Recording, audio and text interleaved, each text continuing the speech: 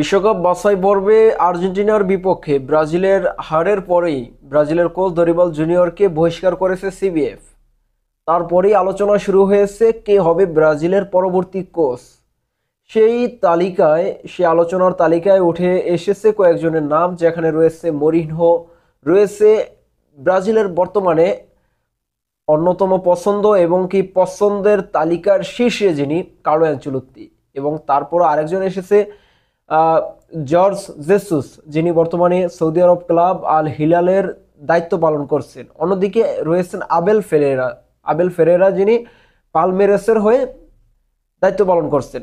তো এই চারজনকে নিয়ে বর্তমানে আলোচনা হচ্ছে, কিন্তু সেখানে সব দিক থেকে এগিয়ে রয়েছে কার্লো অ্যানচেলোত্তি বিভিন্ন দিক বিচার এবং বিবেচনায়।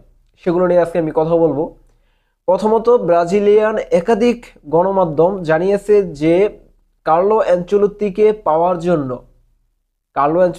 পাওয়ার জন্য সিবিএফ ইতিমধ্যেই কার্লো অ্যানচেলোত্তির ছেলে ডেভিড অ্যানচেলোত্তির সাথে তারা যোগাযোগ করেছে।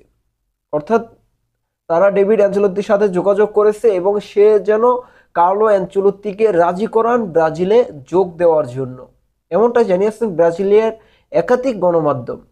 তারপর নাম্বার 2 যদি আমি বলি, তাহলে সেখানে ব্রাজিলের সভাপতি, যিনি ব্রাজিল সিবিএফ এর সভাপতি এডনালদো রদ্রিগেজ, তিনি জানিয়েছেন তারা সেরা কোচকেই পেতে চায়, এজন্য তারা অপেক্ষা করতে রাজি এবং তারা ক্ষতিপূরণ দিতেও রাজি। এটাও তিনি বলেছেন যে তারা যাকে নিয়োগ দিতে চান তিনি অন্য কোনো ক্লাবের সাথে চুক্তিবদ্ধ আছেন।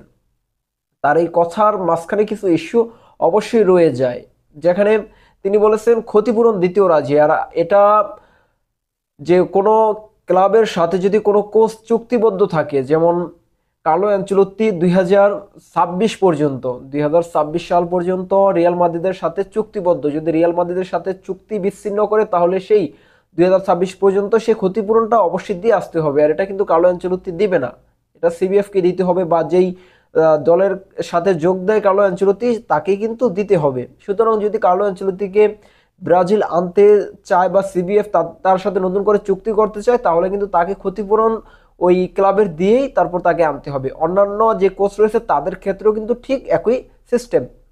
অন্যদিকে নাম্বার 3-এ বলা যায় যে সামনে যে ম্যাচটি, বর্তমানে উয়েফা চ্যাম্পিয়ন্স লিগের কোয়ার্টার ফাইনালে ম্যাচ চলতেছে এবং প্রথম লেগে কোয়ার্টার ফাইনালে আর্সেনালের বিপক্ষে প্রথম লেগে 3-0 গোলের ব্যবধানে পিছিয়ে রয়েছে রিয়াল মাদ্রিদ। অর্থাৎ রিয়াল মাদ্রিদকে সামনের ম্যাচ যদি জিততে হয় তাহলে মিনিমাম 4-0 গোলের ব্যবধানে তাকে পরবর্তী ম্যাচটা জিততে হবে, তাহলে রিয়াল মাদ্রিদ সেমিফাইনালে যেতে পারবে। অন্যথায় রিয়াল মাদ্রিদ সেমিফাইনালে যাওয়ার স্বপ্ন তাদের শেষ হয়ে যাবে এবং তারা এই কোয়ার্টার ফাইনাল থেকে বিদায় নিবে। আর এখানে বর্তমানে আলোচনা উঠে আসতেছে যে যদি সামনের ম্যাচটা আর্সেনালের কাছে যদি হেরে যায় বা এই যে ব্যবধান, সেই ব্যবধান যদি পার করতে না পারে, অর্থাৎ তারা যদি জয়ী হতে না পারে বা সেমিফাইনালে যদি চ্যাম্পিয়ন্স লিগে রিয়াল মাদ্রিদ যেতে না পারে, তাহলে কার্লো অ্যানচেলোত্তি বহিষ্কার হতে পারেন, এমনটাও দাবি করছেন কয়েকটি গণমাধ্যম। যে কার্লো অ্যানচেলোত্তি যদি সামনের আর্সেনালের বিপক্ষে যে ম্যাচটি, সেই ম্যাচটি যদি জয়লাভ করতে না পারেন তাহলে সে বহিষ্কার হতে পারেন। যদি সে বহিষ্কার হয়ে যায় তাহলে অর্থাৎ ব্রাজিলের জন্য রাস্তাটা ক্লিয়ার হয়ে যাবে। এখন বর্তমানে ব্রাজিল ফ্যান যারা রয়েছে তারা কিন্তু অনেকেই চাইতে পারেন, কারণ ব্রাজিল ফ্যান বেশিরভাগই কিন্তু রিয়াল মাদ্রিদ ফ্যান।